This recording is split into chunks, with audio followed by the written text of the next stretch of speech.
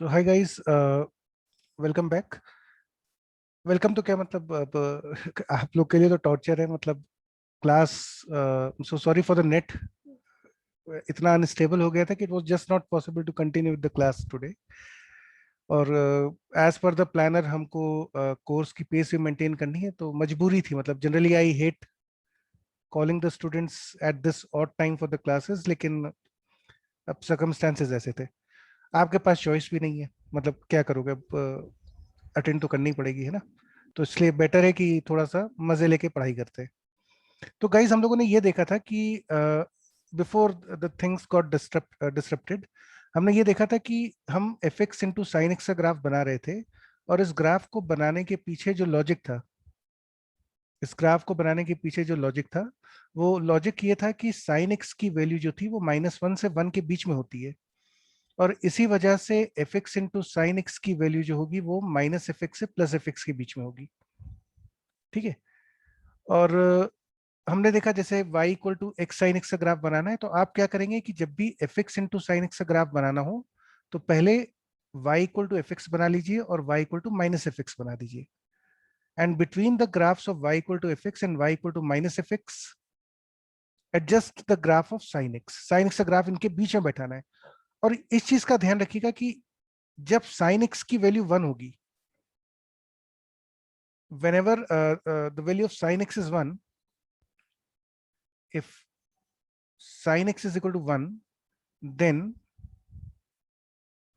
y equal to fx into sin x will be equal to fx, will be equal to fx। इसका मतलब क्या हुआ?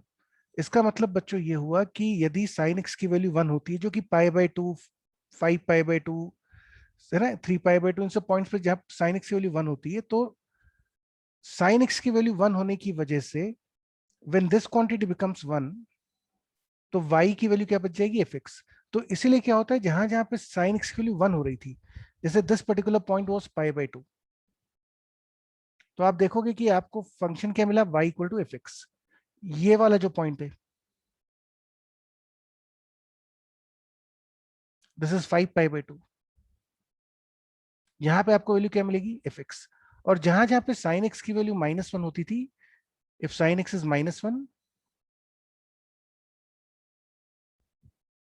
Then the function y equal to fx sin x is same as -sin x।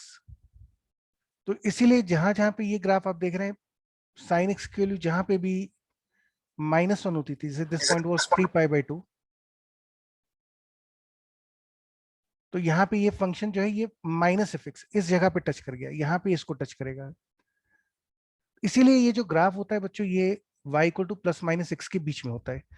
इसके अलावा हम जो चीज discuss कर रहे थे जस्ट एट दैट मोमेंट, वो थी कि ये जो ग्राफ हमने बनाया था, ये बिल्कुल साइन एक्स का ग्राफ तो है नहीं। भाई साइन एक्स का ग्राफ ऐसा थोड़ी होता है कि ये साइन एक्स ग्राफ की शेप ऐसी तो होती नहीं है, जबकि यहाँ पे तो हमने ग्राफ की शेप ऐसी बना रखी है। तो फिर ऐसा ग्राफ क्यों बनाया? ऐसा ग्राफ हमने इसीलिए बनाया था क्योंकि ये जो फंक्शन था fx is equal to x sin x, this function is symmetric about y axis. और फिर दिमाग में एक लॉजिकल डाउट उठा था कि यार ये कैसे पता चल सकता है कि फंक्शन जो है वो y एक्सिस के अबाउट सिमेट्रिक होगा? भाई मुझे कैसे पता? As a student how do I know कि ये फंक्शन वाकई में y एक्सिस के अबाउट सिमेट्रिक है या नहीं? तो इसको देखने का एक सस्ता तरीका होता है, और वो तरीका क्या है कि हालांकि हम सिमेट्रीज के बारे में बहुत डिटेल में बात करेंगे एट अ लेटर स्टेज, लेकिन अभी फिलहाल थोड़े समय के लिए इसको आप याद रख लीजिए कि इफ वी रिप्लेस, या मतलब simply if f of -x is equal to f of x, then the graph of y equal to fx will be symmetric about y axis, will be symmetrical about y axis। ठीक है ना, ये y axis के about symmetric हो जाएगा। कब होगा? यदि f ऑफ -x की वैल्यू fx के बराबर आ जाए। और बहुत सारे फंक्शंस हैं जो इनफैक्ट ये प्रॉपर्टी एग्जिबिट करते हैं। A common function that all of us know is fx is equal to cos x। तो यदि आप f of minus x calculate करोगे, that will be equal to cos of minus x, and using the trigonometrical identity cos minus x can be written as cos x। तो आप देख रहे हो यहाँ पे f of minus x की value fx के बराबर आ जाती है, ठीक है।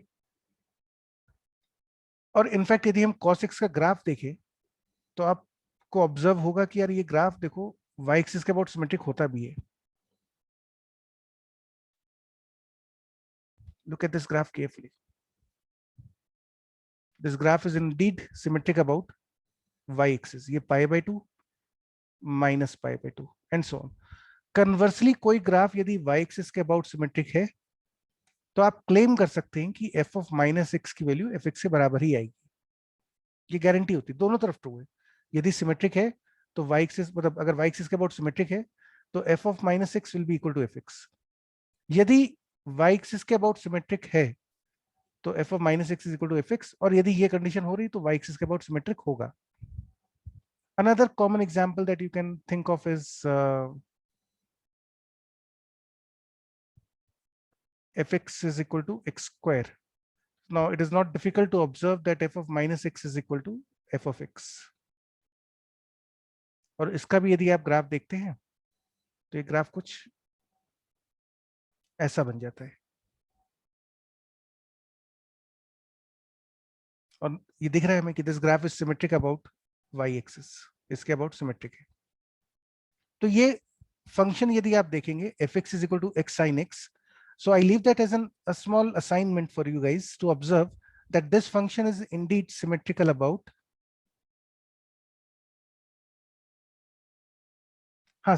Dev, sin x is not symmetric about y axis. It is symmetric about a point origin, but it is not symmetric about y axis. और आप करके देखो कि sin माइनस एक्स की वैल्यू माइनस साइन एक्स होती है, ठीक है बच्चों।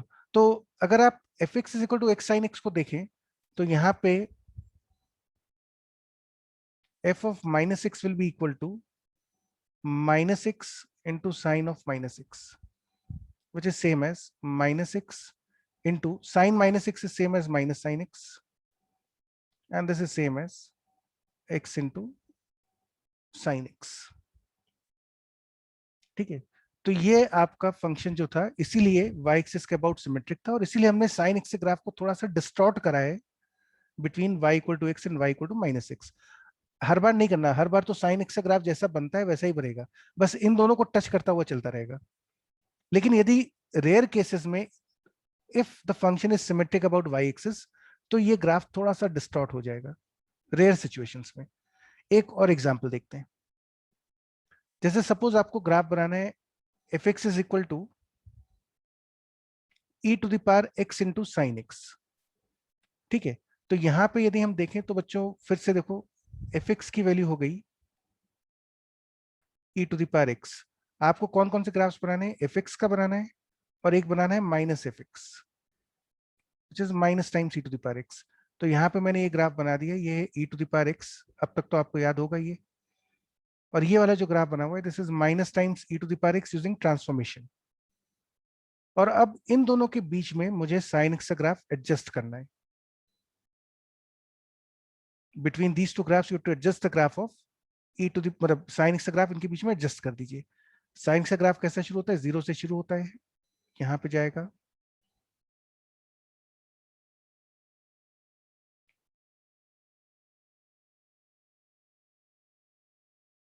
और इसी तरह से नेगेटिव साइड पे it will continue in this way.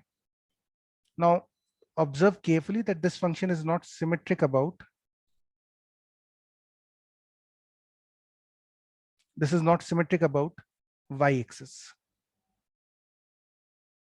क्यों नहीं है आप अपने आप चेक कर सकते हैं, थोड़ा सा घर पे सोच के देखिएगा कि this is not symmetric about y axis. तो इसीलिए साइन एक्स का ग्राफ पूरा पूरा कंटिन्यू हो गया। इसके अलावा अगर हम इन वैल्यूज के बारे में सोचें तो this value is clearly 0, this value is pi, ठीक है, ये वैल्यू 2 पाई, 3 पाई, माइनस पाई, माइनस 2 पाई। अच्छा, इसमें बच्चों एक चीज आप देख रहे हैं कि जैसे जैसे हम एक्स एक्सिस पे आगे चलेंगे, if I start moving in positive x direction, if I start moving in this direction, तो ये जो ग्राफ बना, इसके एम्पलीट्यूड्स अगर हम देखें, if I look at these amplitudes, amplitude मतलब क्या होता है, ये जो डिस्टेंस होती है, ये वाली जो डिस्टेंस होती है, इसको एम्पलीट्यूड बोलते हैं।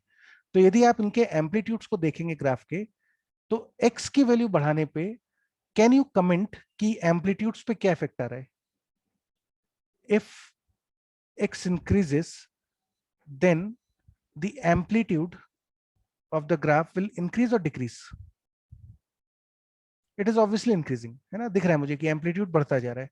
और इनफैक्ट फिजिक्स में there is a very beautiful equation which I do not know if you, अभी अवस्थित सर पढ़ाएंगे बाद में, तब तो आप सीख ही जाओगे, लेकिन 11th के करिकुलम में आपने एक इक्वेशन पढ़ी होगी या एक टर्म सुना होगा which is generally called forced oscillation, है ना, आप लोगों ने एक टर्म सुना होगा फोर्स्ड ऑसिलेशन। फोर्स्ड ऑसिलेशंस की जो इक्वेशन होती है, वो इक्वेशन क्या होती है? फोर्स्ड ऑसिलेशन की बच्चों इक्वेशन इस टाइप से होती है, y is equal to e to the power k into t into sine omega t plus five. मतलब यहां पे क्या करते हैं कि एक्स एक्सिस के ऊपर हम टाइम प्लॉट कर रहे हैं।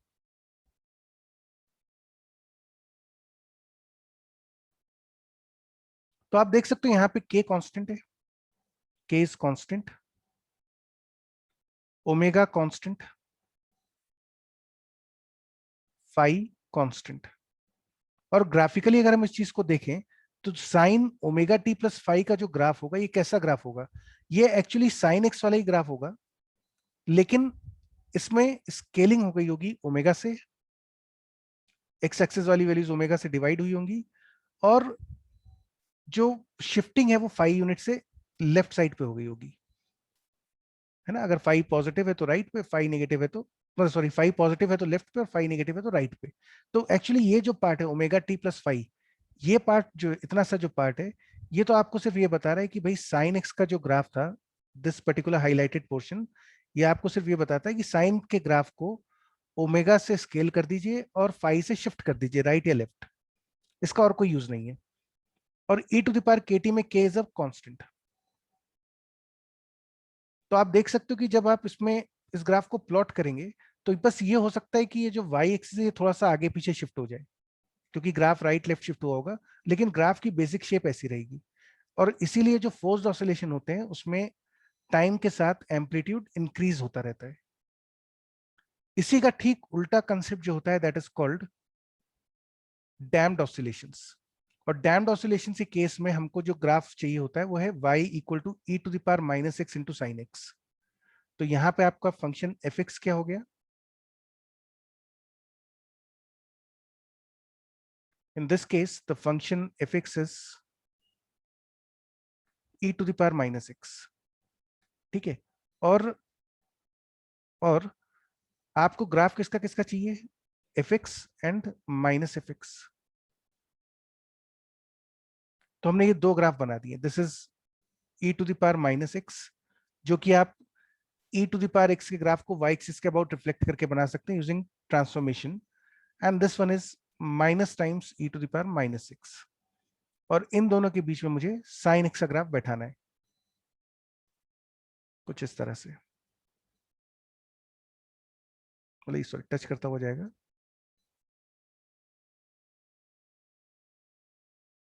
something like this.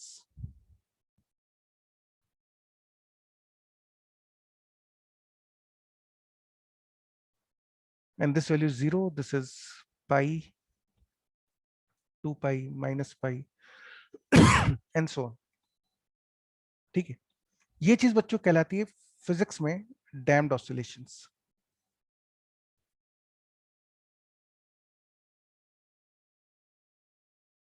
क्योंकि आप देख रहे हो टाइम के साथ एम्पलीट्यूड्स कम होते जा रहे हैं, the amplitudes fade with time. और इसकी इक्वेशन इस तरह से होती है, y इज इक्वल टू,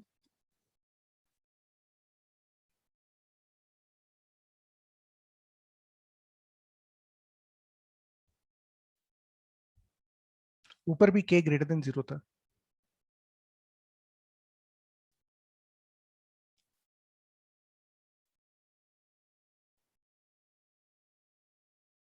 और एक बार आईआईटी में बहुत मतलब पुराने टाइम पे, जब पेपर हम लोग के टाइम पे जब हम तैयारी करते थे, तो एक भयंकर पेपर क्वेश्चन आया था सब्जेक्टिव। क्वेश्चन वाज कि आपको प्रूव करना था कि ये जो फंक्शन है e to the power minus x sine x, इसका ये जो एरिया बन रहा है विद एक्स एक्सिस, ये वाले जो एरियाज हैं, दिस एरिया, ठीक है, या फिर आपका ये वाला एरिया हुआ, या फिर ये वाला रीजन हुआ, ये जितने शेडेड रीजन्स हैं, ये सारे रीजन्स जीपी में होते हैं, they form a geometric progression. हालांकि अभी हमें इसकी चिंता नहीं करनी, this is a matter of integration, लेकिन these shaded regions are in GP. ये कभी आईआईटी में किसी जमाने में क्वेश्चन आया था। ये मैं उस दौर की बात बता रहा हूँ जब कोई बात नहीं दिव्यांश, इट्स ओके। ये मैं उस समय की बात बता रहा हूँ आपको, जब पेपर सही में बहुत तोड़ू आते थे, मतलब ना तो हर कोई पढ़ाता था, ना हर कोई तैयारी करता था। तो उस समय ये क्वेश्चंस आपको प्रूव करना था कि prove that the shaded regions are in GP, and will solve this question at suitable chapter. जब हमारा आएगा एरिया अंडर द कर्व्स, तब हम देखेंगे। लेकिन मैं आपको जो आइडिया दे रहा हूँ, अभी तक बच्चों हमने जो कैलकुलस पढ़ी है, उसमें आप जो मेन चीज आपको जो समझ में आनी चाहिए वो ये है कि how this chapter is connected with the idea of limits, how this chapter is connected with integration, how this chapter is connected with area bounded by the curves। अगर आपको कर्व स्केचिंग में दिक्कत है, तो फिर आपको कैलकुलस में generally, मेरा तजुर्बा है कि आपको दिक्कत होगी। तो यू हैव टू इंश्योर कि कर्व स्केचिंग वाला पार्ट आपका शुरू से स्ट्रांग रहे, ठीक है। तो ये बच्चों एक सिंपल सा ट्रांसफॉर्मेशन था, ट्रांसफॉर्मेशन नंबर 9th। इससे बहुत ज्यादा वैरायटी नहीं होती। क्वेश्चन अगर आएगा तो यही फंक्शंस हैं, x sine x, e to the power x sine x, e to the power minus x sine x, ये दो तीन तरह के फंक्शंस ही पूछते हैं। आपको इनके ग्राफ का लॉजिक पता होना चाहिए, ठीक है। तो if this is clear to all of you, type yes. और ये ध्यान रखिएगा, नॉर्मली ग्राफ साइन एक्स का ही बनेगा। एक रेयर केस में ग्राफ डिस्टॉर्ट करना पड़ता है when there is symmetric about y axis. So if all of you have understood this, type yes. अगर कोई डाउट है किसी को तो पूछ लीजिए, और फिर नहीं तो हम लोग अगली स्लाइड पे चले, एक लास्ट ट्रांसफॉर्मेशन और देख लेते हैं, जिससे ये ट्रांसफॉर्मेशन वाला एरिया हमारा खत्म हो आज।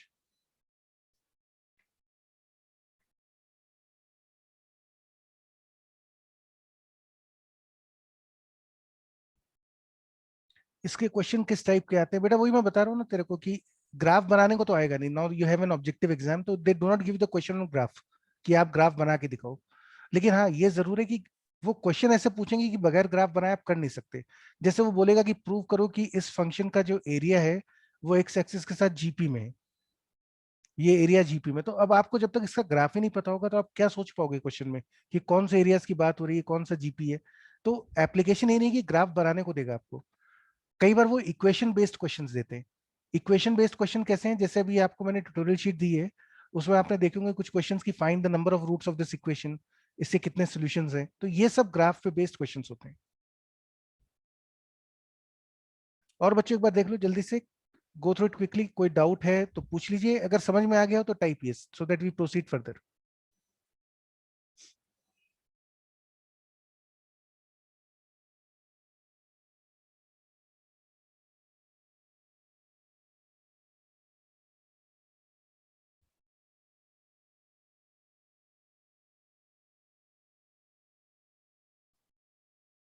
तो चलो, let's look at the last transformation, this is called 10th transformation. और बच्चों इसमें जो ग्राफ्स हमको बनाने हैं वो बनाने हैं इसके, y is equal to m x plus या माइनस साइन एक्स, या फिर y is equal to m x plus या माइनस कॉस एक्स। m मतलब लाइन का स्लोप, तो आपको ये तो पता होना चाहिए कि y equal to m x is a straight line passing through the origin, ये तो हम जानते हैं। तो इसका ग्राफ कैसे बनाते हैं, how do we draw the graph of these functions. For the sake of convenience I am going to discuss, confusion ना हो इसके लिए मैं y equal to m x plus sine x या y equal to m x minus sine x का discussion कर रहा हूं। बिल्कुल वही आर्ग्यूमेंट कॉस वाले केस में भी रहेगा, है ना। तो आप पहले साइन एक्स वाला समझ लीजिए लॉजिक, फिर उसी को हम कॉस एक्स में रिप्रोड्यूस कर देंगे। तो बच्चों फंडा ये है कि आप सबसे पहले y equal to m x का ग्राफ बना दीजिए, draw the graph of y equal to m x, ठीक है। और फिर y equal to m x से ग्राफ के ऊपर साइन एक्स का ग्राफ बैठा दीजिए, y equal to m x से ग्राफ के ऊपर साइन एक्स का ग्राफ बैठा दीजिए, ठीक है। जैसे मान लेते हैं, let's take an example, let's say आपको बनाना है y equal to x plus sine x. तो हम सबसे पहला काम करेंगे कि हम y इक्वल टू एक्स का ग्राफ बना लेंगे, this is y equal to x. अब मैं रफ में साइन एक्स का ग्राफ बना के देख रहा हूं एक बार, I am just drawing this graph for the sake of convenience, जिससे कि आप रिलेट कर पाओ। ये बच्चों साइन एक्स का ग्राफ है,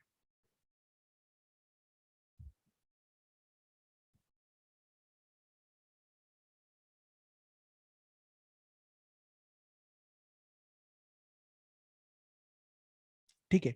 और आपको जो ग्राफ बनाना है वो बनाना है y is equal to x plus sine x, इसका ग्राफ हमको चाहिए। बहुत आराम से सोच के देखो, और बहुत लॉजिकल बात है, बहुत सिंपल सी बात है कि भाई जब आपका फंक्शन, जब साइन एक्स की वैल्यू पॉजिटिव होगी, when sine x is positive,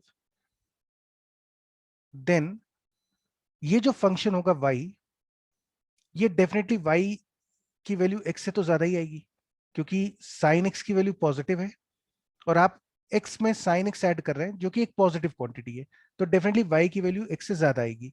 इसका मतलब हुआ कि graph of y equal to x plus sine x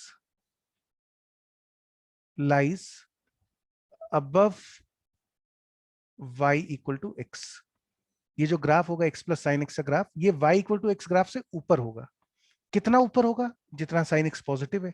मतलब अगर साइन x की वैल्यू 0.1 आई तो ये x से 0.1 यूनिट ऊपर होगा। यदि साइन x की वैल्यू 0.2 आई तो ये x से 0.2 यूनिट ऊपर होगा। तो y equal to x line से ऊपर होगा। कितना ऊपर होगा? जितना साइन x पॉजिटिव है। तो लुक एट दिस केयरफुली, 0 से पाई के बीच में, between 0 and pi, the behaviour of sine x, sine x का बिहेवियर देखो आप, ये इस तरह से पॉजिटिव हो रहा है। Look at this behaviour carefully, 0 से पाई वाला पार्ट देखो आप, कि ये 0 से धीरे धीरे ऊपर बढ़ता है, 1 तक जाता है और फिर कम होने लगता है, लेकिन पॉजिटिव है। 0.1, 0.2, 0.3, 1 तक गया, फिर 0.9, 0.8, 0.7, 0.6। इसका मतलब यहाँ पे जो ग्राफ बनेगा वो graph y equal to x से ऊपर जाएगा। कितना ऊपर जाएगा? जितना साइन एक्स पॉजिटिव है। और साइन एक्स का पॉजिटिव होने का प्रोसेस क्या है? इस तरह से, समथिंग लाइक दिस। इसके बाद फिर साइन एक्स की वैल्यू निगेटिव होगी तो ग्राफ नीचे आ जाएगा, फिर साइन एक्स की वैल्यू पॉजिटिव हो गई, फिर साइन एक्स निगेटिव हो गया, and so on. Same logic यहाँ पे।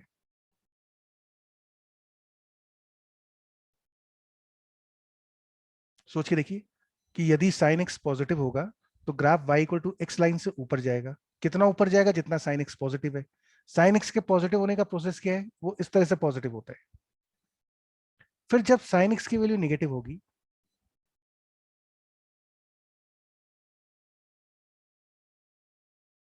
Then y will be smaller than x, मतलब graph y equal to x से नीचे आएगा।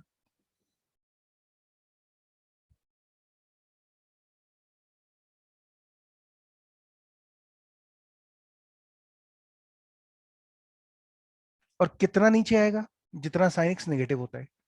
तो साइन एक्स के नेगेटिव होने का प्रोसेस भी है कि -0.1, -0.2, -1 तक गया, फिर धीरे धीरे कम नेगेटिव होते होते 0 तक आ गया। तो आप देखो ये ग्राफ भी थोड़ा सा नीचे गया, ज्यादा नीचे गया, फिर वापस से ऊपर आ गया, फिर पॉजिटिव, फिर 0, फिर नेगेटिव, इस तरह से चलता जाता है। और ये जो वैल्यूज हैं, these values, this is pi, this value 2 pi, this value is 3 pi, this value is minus pi. Similarly, this is minus 2 pi, and so on. This is minus 3 pi.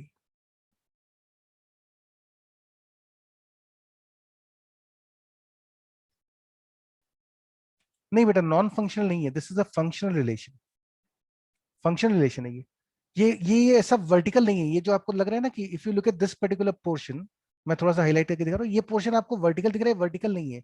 ये थोड़ा ज्यादा स्टीप है, steep है, vertical नहीं हो पाया graph. ये यहां से ऐसे गया, फिर ऊपर ऐसे चला गया। आप सोच के देखो, ड्रॉ अ हॉरिजॉन्टल लाइन, कोई हॉरिजॉन्टल लाइन आप बना के देखो कि कोई हॉरिजॉन्टल लाइन इस ग्राफ को, नहीं सॉरी, कोई वर्टिकल लाइन क्या इस ग्राफ को एक से ज्यादा पॉइंट पे काटेगी? आप देखो ये वाई एक्सिस है, ये पोर्शन वर्टिकल नहीं है, ये वर्टिकल जैसा दिख रहा है लेकिन it is not vertical exactly, बहुत तेज इंक्लाइन हो रहा है। कोई भी वर्टिकल लाइन आप बना के देखो, वो ग्राफ को एक से ज्यादा पॉइंट पे नहीं काटेगी। So therefore this will be a functional relation. लेकिन हाँ, इस ग्राफ में ये black line is not the portion of the graph. Graph ये ऑरेंज वाला ही है, ब्लैक लाइन पे तो हमने हेल्प करने के लिए अपने बना रखा है। The graph is only the orange portion.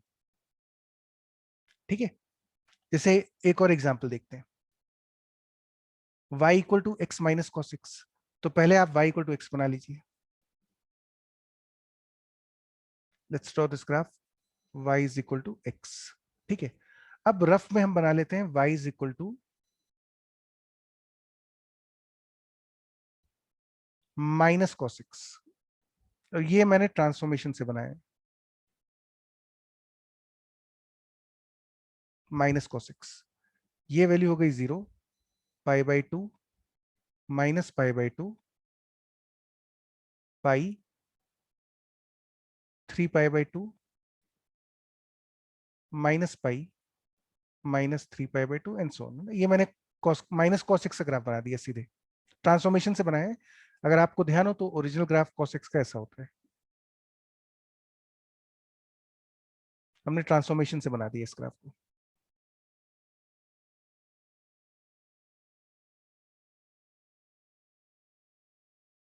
And again we have the same argument.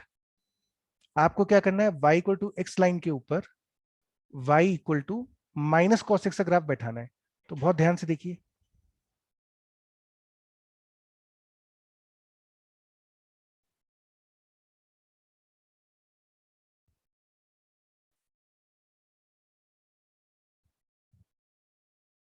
Something like this, है ना, इस तरह चलता रहेगा। ध्यान रखना cos x का ग्राफ नीचे आएगा ना, this point is, this particular point here is π/2, this is 3π/2,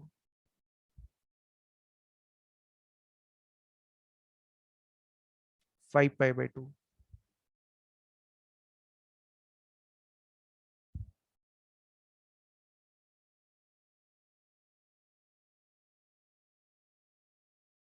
and so on. ठीक है, तो ये जो ऑरेंज पोर्शन है, this is the graph of the function y equal to x minus cos x। इसी तरह से अभी अगला ग्राफ है y equal to minus x minus sine x. So again will start with the function y is equal to minus x, जो कि हमने ये बना दिया, this is the straight line y equal to minus x. और अब minus sine x का graph बना लेते हैं रफ में।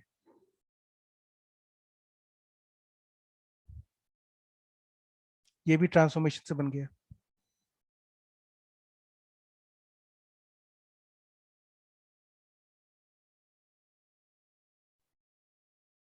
ठीक है, this is the graph of y is equal to minus sine x. और अब आपको क्या करना है, y equal to minus x line के ऊपर इस ग्राफ को बैठाना है। बैठाने का मतलब हुआ कि जब साइन एक्स की वैल्यू निगेटिव होगी, तो हमारे इस फंक्शन का graph minus x minus sine x का ग्राफ इस लाइन से नीचे आएगा। कहाँ पे नीचे आ रहा है, ये हमको दिख रहा है यहाँ पे कि भाई 0 से लेके पाई तक ग्राफ नीचे आ गया, फिर ऊपर आ गया, फिर नीचे। In the same way that's how it goes. This value will be 0, और बची हुई वैल्यूज आप आराम से सोच सकते हैं। ये वैल्यू हो जाएगी आपकी pi, minus pi, -2 pi, +2 pi and so on. ठीक है बच्चों, तो this is how we draw the graph of these particular functions. आप चाहें तो एक इसका अपने आप ट्राई करके देख लो, y equal to 2x plus cos x. वैसे मैं बना देता हूँ, तो आप घर पे सोच सकते हो कि बस ये y इक्वल टू 2x वाली लाइन बना दी, this is line y equal to 2x, और इसके ऊपर cos x का ग्राफ बैठा दो। ध्यान रखिएगा cos x का ग्राफ कैसा होता है, अब मैं डायरेक्ट बना रहा हूँ क्योंकि आई एज्यूम कि आप लोग को कॉस का ग्राफ आता होगा।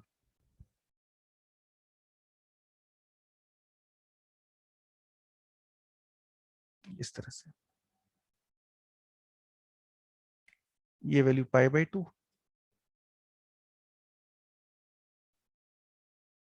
3π/2 -π/2, क्योंकि बच्चों ये थोड़ा सा मैं उस पर राइटिंग बोर्ड यूज करता हूँ ना, तो उतना क्लियर ग्राफ नहीं बन रहा, लेकिन will get some decent idea कैसे सोचना है इन चीजों को।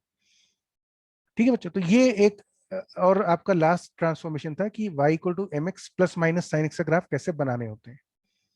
बहुत ज्यादा इंपॉर्टेंट नहीं है, 9th एंड 10th ट्रांसफॉर्मेशन की आपको ज्यादा जरूरत नहीं पड़ती, इन पे बहुत डायरेक्ट क्वेश्चंस नहीं आते, कभी कभार वंस इन अ वाइल कभी जरूरत पड़ जाए तो पड़ जाए, तो बस रिवीजन करते रहिएगा कि किस तरह से ग्राफ बनते हैं। तो गो थ्रू देम केयरफुली, किसी को कोई भी डाउट है तो पूछ लो, समझ में आ गया है तो टाइप यस, अगर समझ में आ गया है यहाँ तक तो टाइप यस। तो फिर आपकी ट्यूटोरियल शीट जो थी उसमें से कुछ क्वेश्चंस करके देख लेते हैं छोटे छोटे, कि भाई थॉट प्रोसेस क्या रखना है, कैसे सॉल्व करना है, हिंट्स वगैरह क्या है उसमें। तो just go through a quick review of your tutorial sheet for 10 minutes, 10-15 minute उसको देख लेते हैं। मतलब क्लास थोड़ी सी ज्यादा जाएगी, लेकिन मैं 10-15 मिनट ट्यूटोरियल शीट पे थोड़े से क्वेश्चंस करना चाह रहा हूँ, क्योंकि उसके क्वेश्चंस हमने अभी क्लास में नहीं करे इस बार, और आप में से कुछ लोग को उसके डाउट्स भी थे।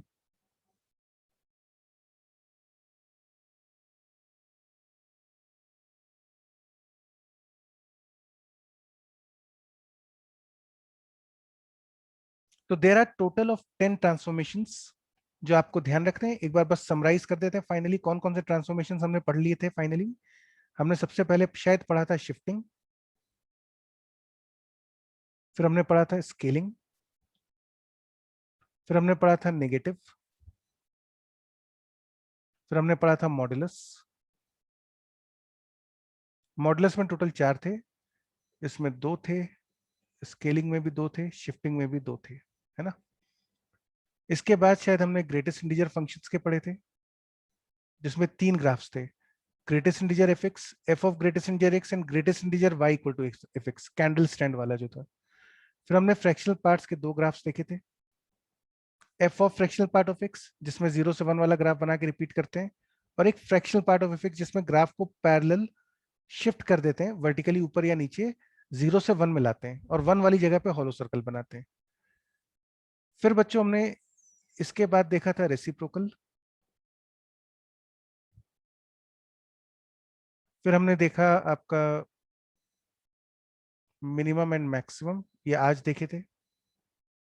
फिर हमने देखा f x into sine x, और फिर हमने देखा m x plus sine x. So these are total of 10 transformations. पहले 4 काफी इंपॉर्टेंट हैं, और एक ये मिनिमम मैक्सिमम वाला काफी इंपॉर्टेंट है। मतलब वैसे तो इंपॉर्टेंट सारे हैं, लेट्स नॉट मार्क देम, क्योंकि यू नेवर नो आईटी में एक क्वेश्चन आना है, कहाँ से आ जाएगा भगवान जाने, तो पढ़ना तो सभी पड़ेगा आपको। ठीक है, लेकिन हाँ अभी तक जहां तक पेपर्स, पुराने पेपर्स की बात करें, तो ये reciprocal, f x sine x, m x plus sine x में क्वेश्चन रिलेटिवली कम नंबर में है, ऊपर वालों में ज्यादा नंबर आता है इसका। तो चलो गाइस लेट्स, अच्छा एक ये बच्चों छोटा सा मैंने होमवर्क दिया है। This homework is from my favourite book, जिससे हम तैयारी करते थे अपने टाइम पे कैलकुलस के लिए, and that is GN Berman. ये रशियन बुक है ना, ये RD बर्मन वाले बर्मन नहीं है, ये GN Berman is a Russian book. ये बुक में आप कहेंगे तो आपको PDF भेज दूंगा, लेकिन इस बुक में थ्योरी नहीं होती, इसमें सिर्फ प्रॉब्लम्स ही होती हैं, they only questions, there is no theory. तो इसलिए जो आपके काम के क्वेश्चंस है थोड़े से रिवीजन के हिसाब से, I have put 2 questions on domain. कहने को 2 क्वेश्चन है, लेकिन थोड़ा सा रिवीजन हो जाएगा आपका, है ना। तो ये क्वेश्चन बच्चों जरूर अटेम्प्ट कर लेना, आंसर्स इनके मैंने साथ में दे दिए हैं। तो ये डोमेन के कुछ क्वेश्चंस का रिवीजन के लिए, क्योंकि अब क्लास परसों आएगी, तो तब तक क्या करोगे, तो थोड़ा सा डोमेन का रिवीजन ही कर लेना बैठ के। एक ये आपकी ट्यूटोरियल शीट थी, इसमें से मैं कुछ क्वेश्चंस में आपको हिंट दे रहा हूँ, थोड़ा सा डिस्कशन कर लेते हैं कुछ क्वेश्चंस का। जैसे फॉर एग्जांपल पहला क्वेश्चन है, फर्स्ट क्वेश्चन आपको दिया हुआ है कि फंक्शन इज डिफाइंड फ्रॉम -1 से 2। फंक्शन की ये जो डोमेन है ये -1 से 2 है, इसका मतलब फंक्शन f का जो इनपुट होगा वो -1 से 2 तक हो सकता है। अब फर्स्ट पार्ट की अगर हम बात करें, तो फर्स्ट पार्ट में फंक्शन का जो इनपुट है that is x square. So the condition should be कि -1 से लेकर एक्स स्क्वायर की वैल्यू 2 तक होनी चाहिए. Now this is a double inequality which means कि एक्स स्क्वायर की वैल्यू -1 से बड़ी होगी एंड एक्स स्क्वायर की value less than equal to 2 होगी. किसी भी रियल नंबर का स्क्वायर हमेशा पॉजिटिव ही होता है, तो यहां से आ जाएगा x बिलोंग्स टू r. किसी भी नंबर का स्क्वायर करेंगे तो -1 से तो बड़ा ही आएगा.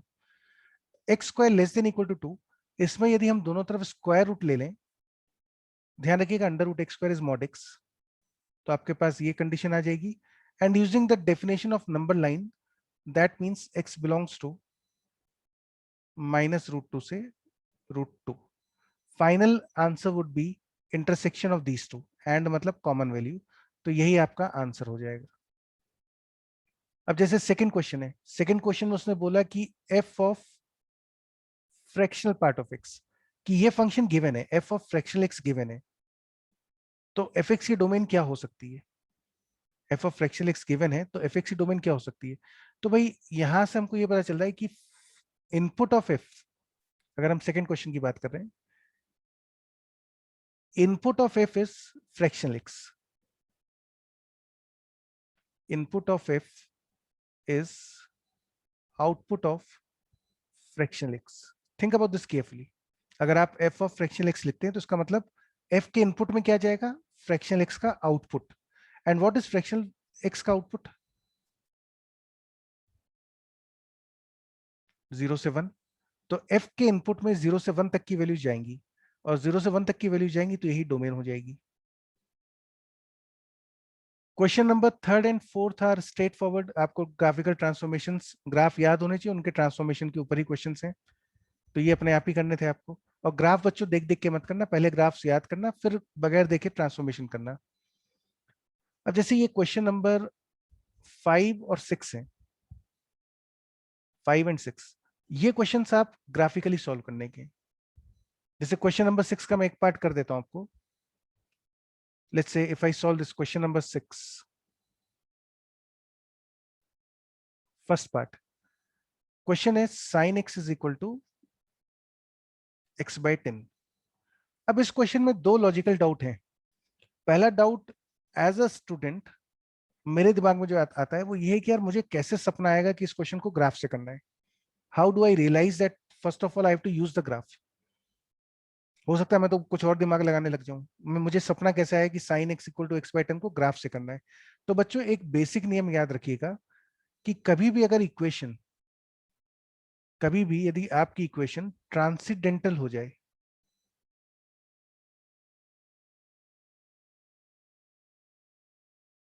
ट्रांसीडेंटल इक्वेशंस मतलब क्या हुआ, एक्चुअली क्या होता है, आपके पास 5 तरह के फंक्शंस होते हैं.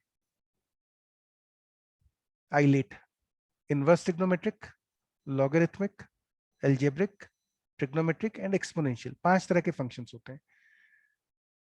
एक्सपोनेंशियल इक्वेशंस ऐसी इक्वेशन होती हैं जिसमें right hand side left hand side सब कुछ एक्सपोनेंट के टर्म्स में होगा.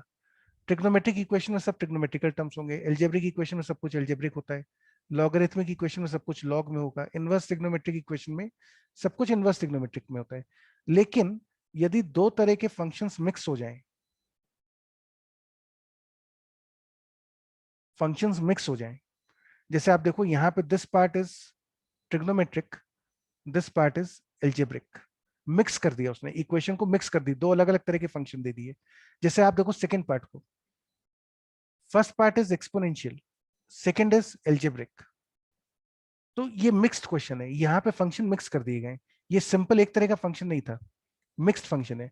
तो जब भी मिक्स्ड फंक्शन होते हैं तो ज्यादा चांसेस होते हैं कि क्वेश्चन को ग्राफ से ही सॉल्व करना होता है. और जब भी आप क्वेश्चन को ग्राफ से सॉल्व करेंगे तो एग्जामिनर आपसे नंबर ऑफ सॉल्यूशंस पूछता है, इक्वेशन के रूट्स नहीं पूछेगा. अगर इक्वेशन सॉल्व करवानी होगी तो रूट्स पूछेगा. अगर इक्वेशन सॉल्व नहीं करवानी और कुछ और तरह से सॉल्यूशंस पूछे जाएंगे तो फिर वो आपका मतलब है ग्राफ यूज करवा रहे हैं. नंबर ऑफ सॉल्यूशंस मतलब जनरली हिंट होता है ग्राफ की जरूरत पड़ेगी. तो इसके लिए हम क्या करेंगे, I will draw the graph of sin x.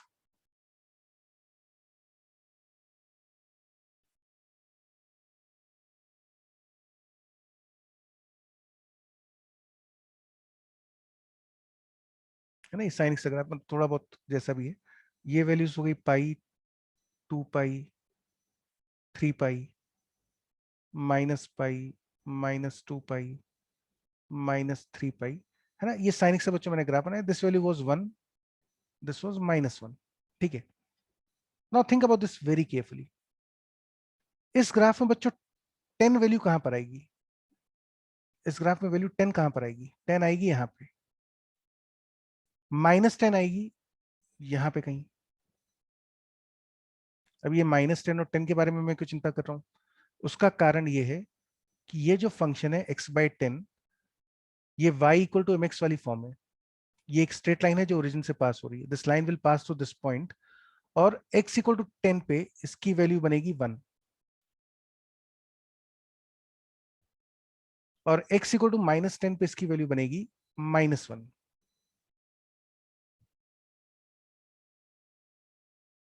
तो ये जो ग्राफ बनेगा ये स्ट्रेट लाइन है, x/10 is a straight line. -10 पे इसकी वैल्यू -1 आ रही है, +10 पे इसकी वैल्यू 1 आ रही है, और 0 पे वैल्यू 0 आ रही है। तो अब आपको एक स्ट्रेट लाइन बनानी है जो इन तीनों पॉइंट से पास हो रही है। रफ में बना के देख लेते हैं। अब थोड़ा सा मेरा फिगर गड़बड़ बनेगा तो थोड़ा बेयर कर लेना, है ना। ये ऐसे बनेगी, थिंक अबाउट दिस केयरफुली। और अब आप देख सकते हो कि ये स्ट्रेट लाइन इस ग्राफ को कितनी जगह कट कर रही है। How many intersections are there for the two graphs? The intersections are 1, 2, 3, 4, 5, 6 and 7. So there are 7 intersections, and therefore this equation has 7 roots. The question is again easy once you get the key idea कि इस question को graph से solve करना है। और ये graph से solve करने का सपना कैसे आया? अब ये सपना नहीं है, it is a logical approach, कि अगर आप मुझे कभी भी दो अलग अलग तरह के फंक्शन मिक्स करके देंगे और नंबर ऑफ सॉल्यूशंस पूछेंगे, रूट्स नहीं, अगर आप नंबर ऑफ सॉल्यूशंस पूछेंगे तो मैं ग्राफ इस्तेमाल करूंगा। जैसे ये तो खैर फर्स्ट पार्ट हो गया, एक सेकंड पार्ट में मैं करके दिखा देता हूँ। सेकेंड पार्ट में बच्चों आपको सॉल्व करना है 2 to the power mod x is equal to 1/mod x-1, हमने ऐसा लिख दिया। नाउ दैट अगेन मीन्स कि आपको क्या करना है, दो तरह के ग्राफ चाहिए आपको। एक फंक्शन आपको चाहिए 2 to the power mod x। Now I am drawing the x and y axis, और एक बार बना के देखते हैं। 2 to the power mod x, और एक ग्राफ बच्चों आपको बनाना है 1/mod x-1, है ना, 1/mod x-1। तो ये ग्राफ कैसे बनाओगे? 1/mod x-1 का ग्राफ कैसा बनेगा? तो चलो ट्रांसफॉर्मेशंस लिखते हैं। हाँ, ट्रांसफॉर्मेशन लिख के देखते हैं। I start with f(x) is equal to 1/x, फिर I take f(1x) as f(x-1), this will give you 1/x-1, and then I'll take f(2x) as f(mod x), so that will give you 1/mod x-1। 1/x का graph अगर आपको ध्यान हो तो ऐसा बनता है। फिर 1/, इसमें f(x-1) यानी शिफ्टिंग। शिफ्टिंग मतलब वो है कि ये ग्राफ 1 यूनिट आगे शिफ्ट हो जाएगा। तो अगर ये ग्राफ बच्चों 1 यूनिट आगे शिफ्ट हो गया तो now this graph will look like this.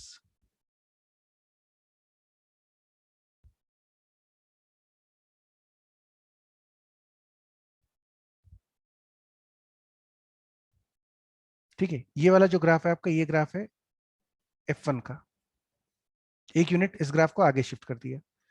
फिर मॉड का ट्रांसफॉर्मेशन। मॉड का ट्रांसफॉर्मेशन मतलब क्या हुआ, आप x को मॉड x करते हैं तो व्हाट यू डू, आप राइट साइड वाला पोर्शन रिटेन करते हैं, you retain this portion on the right side, और लेफ्ट साइड पे उसकी मिरर इमेज बनाते हैं। तो जो थर्ड बनेगा that will B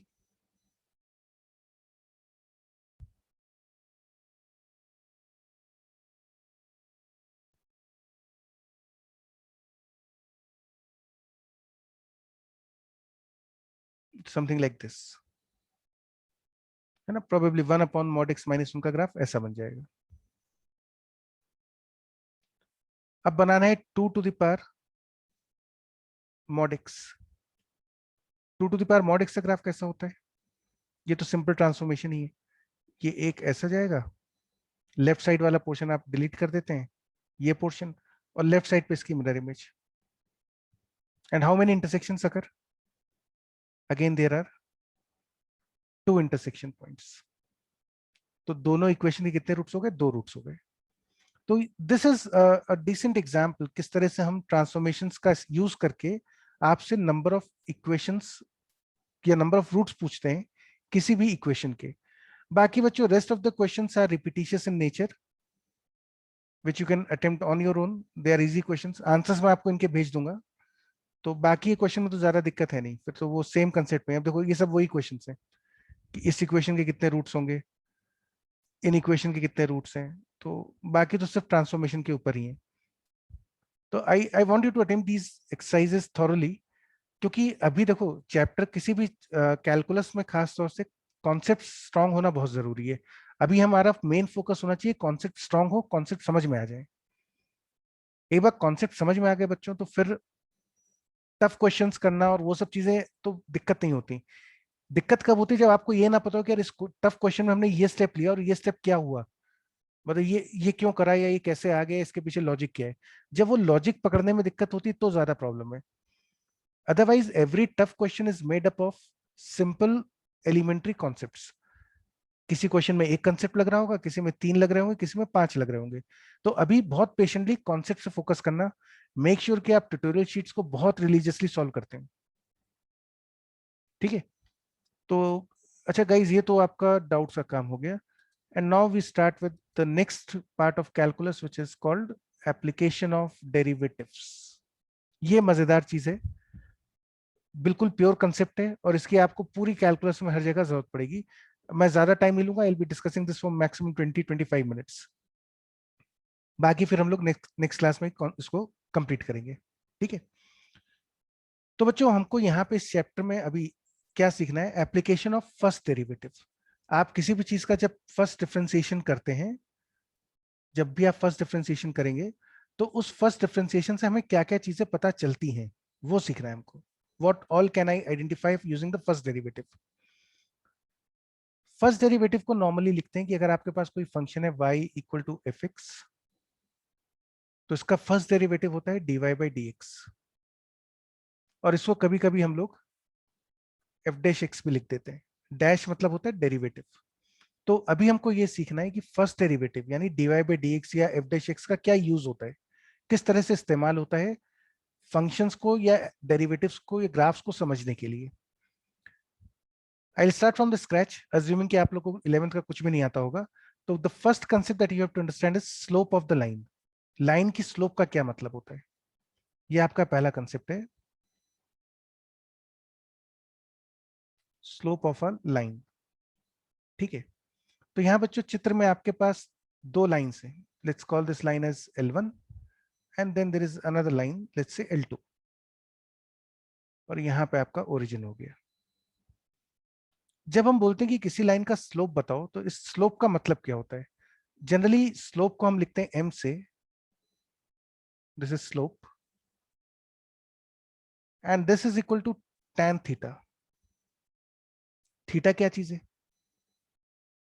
theta is the angle made by the line, बहुत ध्यान से देखना, made by the line with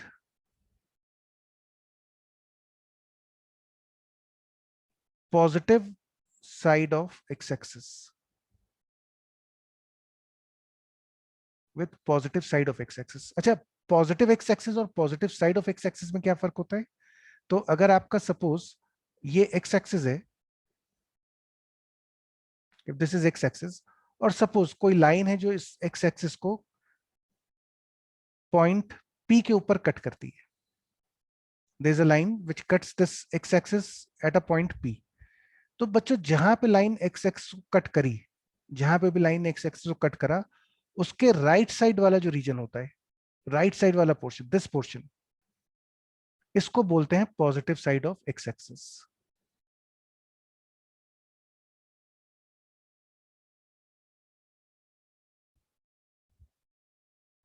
तो positive side of x axis क्या हुआ, लाइन जहां पे भी एक्स एक्सिस को कट करेगी उस इंटरसेक्शन पॉइंट के राइट साइड वाले हिस्से को बोलते हैं positive side of x axis.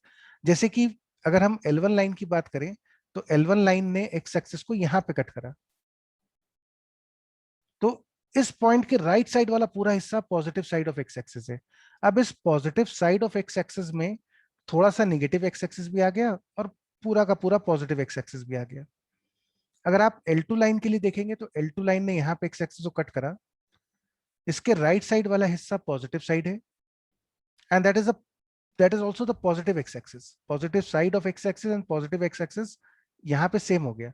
लेकिन जो negative side of x axis है, L2 के रिस्पेक्ट में जो negative side of x axis है, उसमें थोड़ा सा पॉजिटिव एक्स एक्सिस भी आया है और पूरा का पूरा नेगेटिव एक्स एक्सिस भी आया है। तो there is a difference between positive x axis and positive side of x axis. तो आपको ये टर्म पता होना चाहिए कि what is meant by positive side of x axis. तो फिर से देखते हैं, स्लोप मतलब किसी भी लाइन का स्लोप निकालने का मतलब होता है कि आप tan थीटा की वैल्यू कैलकुलेट करेंगे, और थीटा कौन सा एंगल होगा, लाइन एक्स एक्सिस से जो एंगल बना रही है। और कोई भी लाइन को अगर आप देखो, जैसे यदि हम L1 को देखें तो आप देखेंगे L1 जो है वो एक्स एक्सिस से दो एंगल बना रही है, एक यहां से बना रही है और एक यहां से बना रही है। Think logically, out of these two angles कौन सा एंगल L1 लाइन ने positive side of x axis से बनाया? It is clearly the right side. ये जो एंगल है, ये एंगल बना है positive side of x axis से, ये एंगल थीटा बोला जाएगा। जब आप इस एंगल का tan निकालेंगे, tan थीटा जब आप कैलकुलेट करेंगे तो इस लाइन का स्लोप मिल जाएगा। Now look at this second, यहां पे बच्चों थिंक अबाउट इट योरसेल्फ कि इस लाइन L2 के लिए थीटा एंगल कौन सा मेजर करा जाएगा? थीटा एंगल ये वाला होगा, this angle is theta, positive side of x axis. वहां से मेजर करना है और एंटी क्लॉकवाइज मेजर करना है, क्योंकि देखो दुनिया में क्या है, खुरापाती लोगों की कमी नहीं है। कोई बोलेगा कि साहब आपने तो कहा था कि पॉजिटिव साइड से मेजर करो, तो हम तो ये वाला मेजर कर देते हैं, है ना, I can measure this angle also. तो ये आर्ग्यूमेंट से बचने के लिए भी मैथमेटिक्स में इसलिए डेफिनेशन प्रिसाइज होती है। Angle made by the line with positive side of x axis measured in anti clockwise direction, पूरा लिख देते हैं, एक्सिस इन एंटी क्लॉकवाइज डायरेक्शन, ये कन्वेंशन फिक्स कर दिया।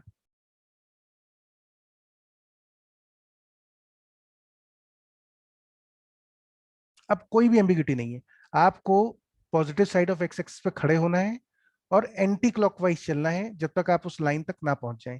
तो हम यहां से शुरू करेंगे और एंटी क्लॉकवाइज चलते हैं इस तरह से, और हम लाइन तक पहुंच गए। अगर आपको L1 लाइन के लिए कैलकुलेट करना है तो आप पॉजिटिव साइड पे खड़े हो जाइए, एंटी क्लॉकवाइज चल दीजिए, आप लाइन तक पहुंच गए। अब जो थीटा आएगा उसका tan निकालने पे आपको स्लोप मिलेगा। तो यहाँ पे दूसरी इंपॉर्टेंट चीज है वो ये है कि आपको जो एंगल मेजर करना है that is in anti clockwise direction. ठीक है। अच्छा, नाउ सपोज ये तो आपका एक पॉइंट हो गया इसके अंदर, point number A. Now there is another point B. B point is slope of the line joining A x1 comma y1 and B x2 comma y2 is given by m is equal to y2 minus y1 upon x2 minus x1। ये बच्चों एक और आपका काम का formula है।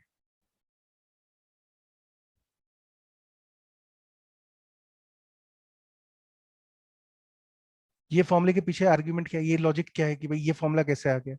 तो देखो बहुत सिंपल सी बात है। सपोज हम इस लाइन पे एक पॉइंट ले लेते हैं, let's take this point as A, let's choose this point as B. Assume कर लेते हैं ये x2 कॉमा y2 है, और पॉइंट ए को मान लेते हैं x1 comma y1, and then what we do is we draw this right triangle. ठीक है, ये राइट ट्रायंगल बना लिया। ऑब्जर्व केयरफुली कि अगर ये एंगल थीटा है तो ये एंगल भी थीटा होगा। अच्छा बच्चों, मैं रेड वाले से थीटा हटा रहा हूँ। I am instead using the term, मतलब सिर्फ मैंने छोड़ दिया ना कि एंगल के लिए, क्योंकि वो थीटा फिर हर जगह आप कंफ्यूज हो गई कौन से थीटा की बात हो रही है। तो ये एंगल भी बच्चों थीटा होगा, ये भी थीटा है ना। ये जो डिस्टेंस होगा यहां से लेके, let's call this point as C, तो एसी डिस्टेंस कितनी होगी? इस पॉइंट का कोऑर्डिनेट कितना हो जाएगा? क्योंकि ये हॉरिजॉन्टल लाइन है, तो पॉइंट सी का वाई कोऑर्डिनेट तो वही होगा जो ए का है, तो y coordinate will be y1, and ये वर्टिकल लाइन है तो बी और सी का एक्स कोऑर्डिनेट सेम होगा, this will be x2। So what is the distance AC? ये AC डिस्टेंस कितना हो गया? दिस बिकम्स x2, या चलो यार ज्यादा हो जाएगा, यहाँ पे नहीं लिखते, थोड़ा अलग से लिख देता हूँ। The value of tan theta will be equal to BC upon AC, है ना, from this triangle ABC। Look at this triangle ABC carefully. तो उसमें tan थीटा की वैल्यू होगी परपेंडिकुलर अपॉन बेस। अच्छा, व्हाट इज BC? BC मतलब यहां से यहां तक की distance, so that will be y2 minus y1, and what is AC? It is x2 minus x1। तो बच्चों ये आपका फॉर्मूला आ गया स्लोप का, है ना। This is the logic for the slope, कि आप y2 minus y one upon x2 minus x1 क्यों करते हैं। तीसरी चीज जो आपको यहाँ स्लोप से रिलेटेड एक और समझ में आनी चाहिए, वो ये है कि स्लोप पॉजिटिव कब होगा। What is meant by positive slope? तो positive slope implies that the value of m will be greater than 0, which implies tan theta will be greater than 0। और tan थीटा की वैल्यू बच्चों 0 से बड़े आने का मतलब हुआ कि theta belongs to 0 to 90 degrees. Think about this carefully. अगर थीटा 0 से 90 डिग्रीज के बीच में है तो tan थीटा की वैल्यू पॉजिटिव होगी, यानी थीटा एक्यूट होगा। Theta is acute angle. तो कोई भी लाइन यदि positive side of x axis से एंटी क्लॉकवाइज चलने पे एक्यूट एंगल बनाती हो तो उसका स्लोप पॉजिटिव होता है। नेगेटिव स्लोप मतलब m less than 0, which means theta की वैल्यू सेकेंड क्वाड्रेंट में गई 90 डिग्री से 180 डिग्रीज, यानी कि एंगल विल बी ऑब्ट्यूस। अब आप लोग में से किसी प्राणी के दिमाग में डाउट आ सकता है कि साहब अगर थीटा की वैल्यू, tan थीटा की वैल्यू पॉजिटिव है, तो थीटा तो थर्ड क्वाड्रेंट भी हो सकता है। थीटा तो थर्ड क्वाड्रेंट भी हो सकता है। तो आपने सिर्फ फर्स्ट क्वाड्रेंट वाला केसी क्यों लिखा? Why not third quadrant? तो भैया बहुत आराम से सोच के देखिए कि अगर हम इस लाइन L1 को, if I start rotating this line L1 about this point P, L1 को P पॉइंट के अबाउट रोटेट करना शुरू कर दीजिए। इमेजिन करिए कि, मैं आपको अलग से दिखा देता हूँ यहाँ पे, है ना। जैसे सपोज ये ब्लू वाली जो लाइन थी जो पॉइंट P से पास हो रही थी, हम मान लेते कि ये लाइन ऐसी थी, है ना, ऐसी लाइन बनी हुई थी ये। अब आप बच्चों इस लाइन की अलग अलग पोर्शन देखो। वर्स्ट केस में ये लाइन पैरेलल हो गई एक्स एक्सिस के, उस केस में इसका स्लोप हो गया 0। फिर ये लाइन परपेंडिकुलर हो जाए 90 डिग्री, फिर ये लाइन वापस से एक्स एक्सिस से पैरेलल हो जाए, तो क्या एंगल 180 डिग्री हुआ या एंगल वापस से 0 हो गया? एंगल वापस से 0 हो गया। अगर आप इस लाइन को घुमाना शुरू करेंगे तो आप देखेंगे कि ये 0 से बढ़ते बढ़ते एंगल 180 डिग्री तक जाएगा, और 180 डिग्री से फिर कम होते होते 0 तक आएगा। ये एंगल 0 से 180 डिग्री तक ही होता है। थीटा की वैल्यू हमेशा 0 से लेके 180 डिग्रीज के बीच में ही होगी, ये जरूरी होता है। Theta always belong to 0 degree to 180 degrees. आप चाहें तो कोई लाइन बना के देख लीजिए। आप एक ऐसी लाइन बनाइए जो 210 डिग्री का एंगल बनाती है, आप नहीं बना पाओगे। आप 30 डिग्री वाली लाइन को ही रोटेट कर रहे होंगे। और ध्यान रखना, लाइन मतलब होता है इनफाइनाइट लेंथ, लाइन सेगमेंट नहीं, लाइन। तो अगर आप कोई लाइन बना के देखेंगे तो आपको समझ में आ जाएगी ये बात।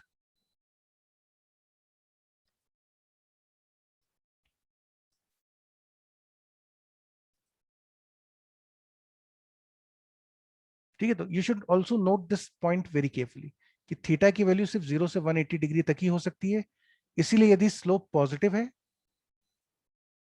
तो थीटा एक्यूट रहा होगा, स्लोप नेगेटिव है तो थीटा ऑब्ट्यूस रहा होगा। अब जल्दी से चैट बॉक्स में टाइप करके बताइए कि ब्लू लाइन और रेड लाइन में से कौन सी लाइन का स्लोप नेगेटिव होगा? Out of the line L1 and L2, blue line और रेड लाइन में से ये जो चित्र बना हुआ है, किस लाइन का स्लोप नेगेटिव होना चाहिए? हो सकता है दोनों का भी हो ना, तो आपको बताना है L1 L2 में से कौन सी लाइन का स्लोप नेगेटिव होगा, ब्लू का या रेड का? Excellent, excellent, all of you got the correct answer. Answer is obviously red line का स्लोप नेगेटिव होगा। क्यों होगा? क्योंकि भाई ये लाइन नेगेटिव, ये ऑब्ट्यूस एंगल बना रही है positive side of x axis से। ठीक है, तो एक तो बच्चों ये तीन कंसेप्ट आपको स्लोप से रिलेटेड याद होने चाहिए। क्या क्या? फिर से देख लो। स्लोप को डिनोट करते हैं tan थीटा से। tan थीटा मतलब होता है angle made by the line with positive side of x axis in anti clockwise direction, और थीटा की वैल्यू हमेशा 0 से 180 डिग्री के बीच में होती है। दो पॉइंट्स को ज्वाइन करने वाली लाइन का स्लोप होता है y2 minus y1 upon x2 minus x1। क्यों होता है? ये हमने यहाँ पे एक सिंपल सा राइट ट्रायंगल बना के देख लिया था। अगर लाइन का स्लोप पॉजिटिव है तो थीटा एक्यूट होगा, और यदि लाइन का स्लोप नेगेटिव है तो थीटा ऑब्ट्यूस होगा। अच्छा, अब चौथा पॉइंट जो आपको ध्यान रखना है, point number D.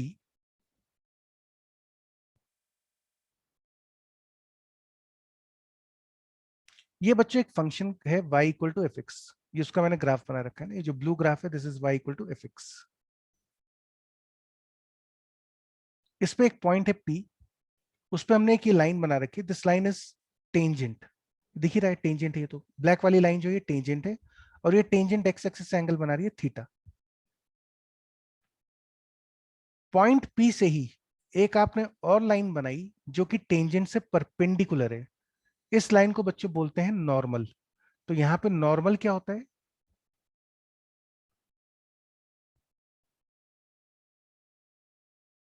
What is meant by normal? तो normal is a line, it is a straight line, a straight line perpendicular to tangent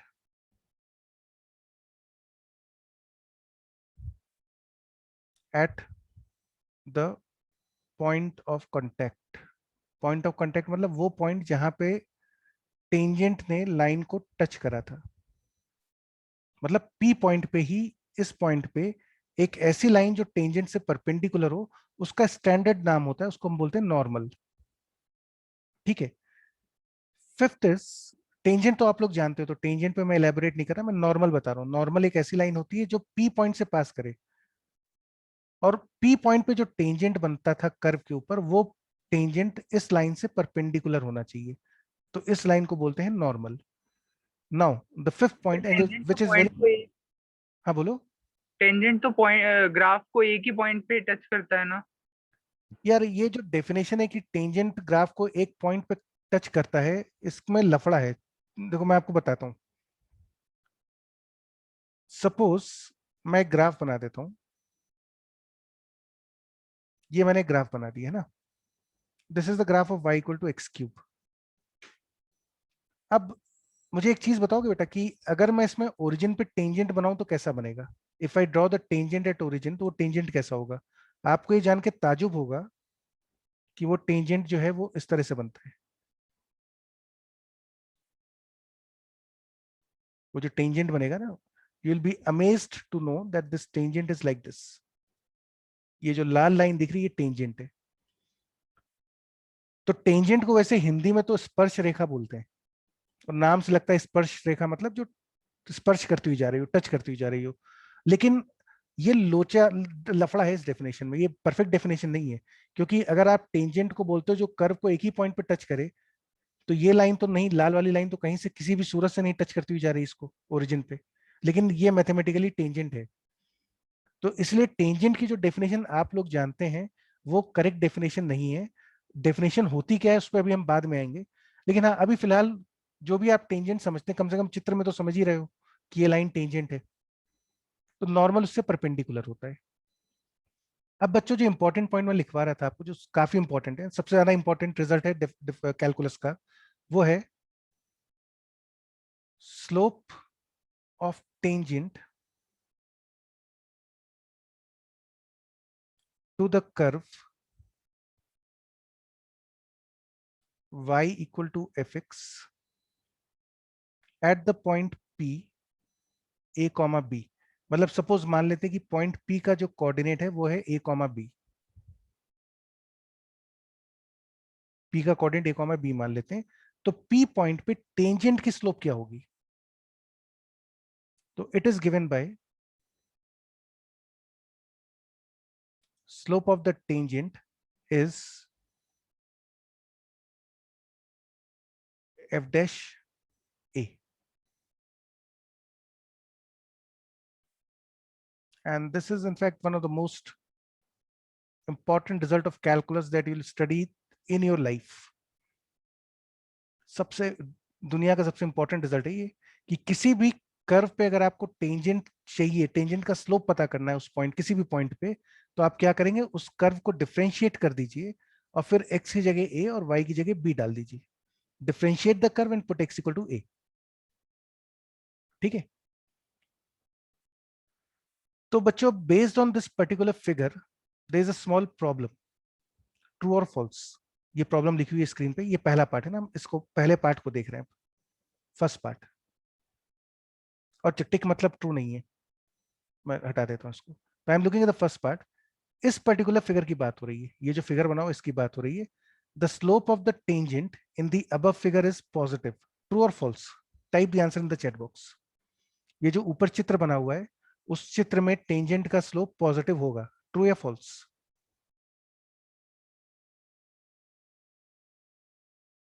तो जाहिर सी बात है कि पॉजिटिव होगा। क्यों होगा?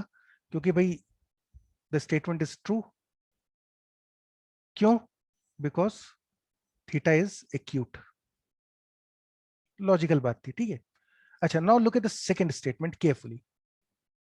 Slope of the normal in the above figure is negative. Second, बहुत ध्यान से देखना, slope of the normal in the above figure is negative. Is this true or false?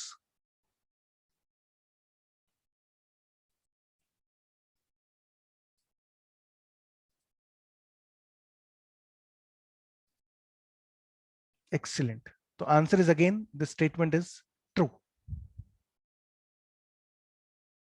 Why? क्योंकि आप देख सकते हो ये जो एंगल है ये ऑब्ट्यूस है, तो मतलब ज्यादा एक्सप्लेन करने की जरूरत भी नहीं है ना, इतनी इज्जत नहीं देनी इसको। तो ट्रू हो गया, खत्म बात। अच्छा, अब look at the third statement carefully. In case of a circle, in case of a circle, every normal must pass through its center. Think about this very carefully. Circle में किसी भी पॉइंट पे आप नॉर्मल यदि बनाएंगे तो ये जरूरी होगा कि वो सर्कल के सेंटर से पास करे। बहुत ध्यान से सोच के बताना, ट्रू और फॉल्स। सर्कल में किसी भी पॉइंट पे, यहाँ पे चाहो तो यहाँ पे, किसी भी पॉइंट पे अगर आप नॉर्मल बनाओगे तो वो नॉर्मल पक्की बात है सेंटर से पास कर रहा होगा। इज दिस स्टेटमेंट ट्रू और false? And be convinced, do not guess the answer, be convinced. सोच के देखिए कि नॉर्मल होता क्या है। अगर आप किसी भी पॉइंट पे नॉर्मल बनाने वाले हैं तो कैसे बनाएंगे, how will I draw the normal at this point? तो हम क्या करेंगे, पहले इस पॉइंट पे टेंजेंट बनाएंगे। यहाँ पे हम एक पहले टेंजेंट बना देंगे इस तरह से ना, विल ड्रॉ टेंजेंट। और फिर एक लाइन बनाएंगे जो इस पॉइंट से जाती हो और टेंजेंट से परपेंडिकुलर हो। तो क्या जरूरी होगा कि वो लाइन सेंटर से पास करे? सो देव इज सेइंग 100% ट्रू। बाकी लोग भी बच्चों कन्विंस्ड हो? किसी को डाउट है तो पूछ लो आराम से, मैं एक्सप्लेन कर दूंगा। तो आंसर इज ट्रू, करेक्ट। फिर भी किसी को डाउट है तो आराम से पूछ लो बच्चों। Think about this very carefully. किसी भी पॉइंट पे जब आप नॉर्मल बनाते हैं तो वो सेंटर से पास करना जरूरी होता है।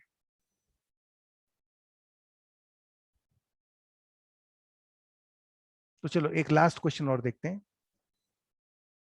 ये बच्चों आपको एक फंक्शन दिया हुआ है y equal to f x, एक फंक्शन का ग्राफ दिया हुआ है। y equal to f of x. The question is, at how many points in the interval a comma b, a से b के बीच में कितने पॉइंट्स पे f dash x की वैल्यू 0 है?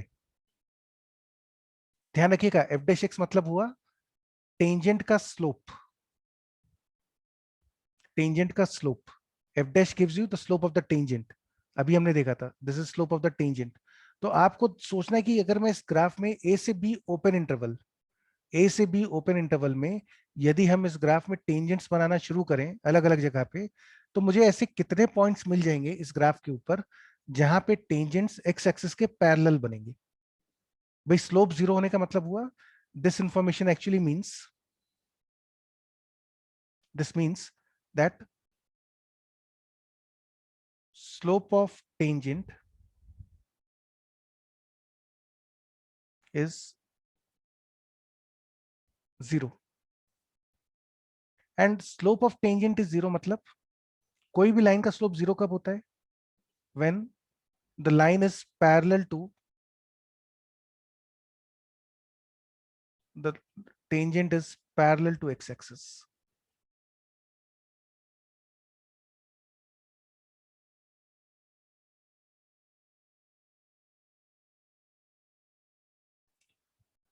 तो tangent should be parallel to x axis. तो कुल मिला के क्वेश्चन का मतलब ये हुआ कि आपको बताना था कि इस ग्राफ में कितने पॉइंट्स पे टेंजेंट एक्स एक्सिस के पैरेलल है, कितने पॉइंट्स पे, नंबर ऑफ पॉइंट्स बताना है.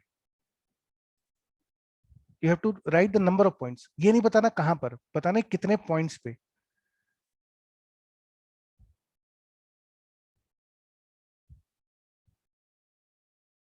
तो आंसर इज, और सोचो. तो देखो, I can probably look certain points where the tangent will be parallel to x-axis. What about this point, alpha? अगर आप x equal to alpha पे टेंजेंट बनाएंगे तो वो ऐसा बना होगा. What about this point beta and this point gamma?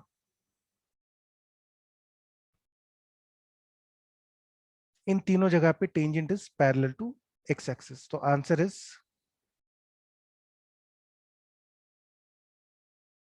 There are 3 points x equal alpha, beta and gamma. इन 3 पॉइंट्स पे tangents are parallel to x axis. ठीक है, just removing this part.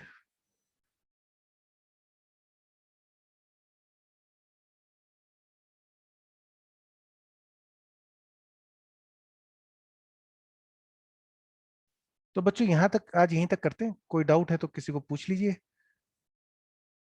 Basically क्या होता है इस ऑड टाइम पे पढ़ाने पे, क्या है, हमें अपने वो कॉलेज की बातें याद आ जाती हैं. जब हम आईटीज में होते थे तो जनरली आफ्टर ये जो समय होता था ना 8 o'clock वाला, तो नॉर्मली क्या होता है कि आईटीज में जब आप जाते हैं तो जो जूनियर्स आते हैं, जो फर्स्ट ईयर के बच्चे आते हैं, उनको डेफिनेटली कई सब्जेक्ट्स में प्रॉब्लम होती है. लॉजिकल बात है, हुई होगी, पढ़ाई टफ है अंदर की, और एक साथ 6-6 सब्जेक्ट्स पढ़ने होते हैं, तो they face problems in lot many areas. तो क्या होता है कि वहाँ पे जो हमारी विंग में जो जूनियर्स रहते थे, उनको हम लोग मेस के बाद हफ्ते में 2 दिन आईटी के प्रोफेसर्स की तरफ से ही परमिशन होती है कि आप ऑफिशियल कुछ बच्चे जो हैं, सीनियर्स जो हैं, वो जूनियर्स को पढ़ा सकते हैं. ये जो प्रोसेस होता था क्लासरूम, एक्स्ट्रा क्लासरूम का आईटी के अंदर, ये शाम को 8 बजे के बाद ही होता था, क्योंकि सब लोग को कन्वीनियंस रहती थी उस समय कि हम लोग भी डिनर कर लेते थे मेस से. कई बार जो क्लब्स होते हैं, क्लब्स में भी ऐसे ही सेशंस रात को 8 बजे, रात को 10 बजे चलते हैं. जैसे आपका एल्गोरिदम्स का क्लब हुआ या रोबोटिक्स का क्लब हुआ. उन सभी क्लब्स में क्या होता था, जो क्लब के सीनियर मेंबर्स होते हैं वो आपको हर चीज के बारे में सिखाते हैं. आईटी में जो सबसे अच्छा लर्निंग एनवायरनमेंट है, वो इस वजह से नहीं कि प्रोफेसर्स बहुत अच्छे हैं. That is because of the bonding between the juniors and the seniors.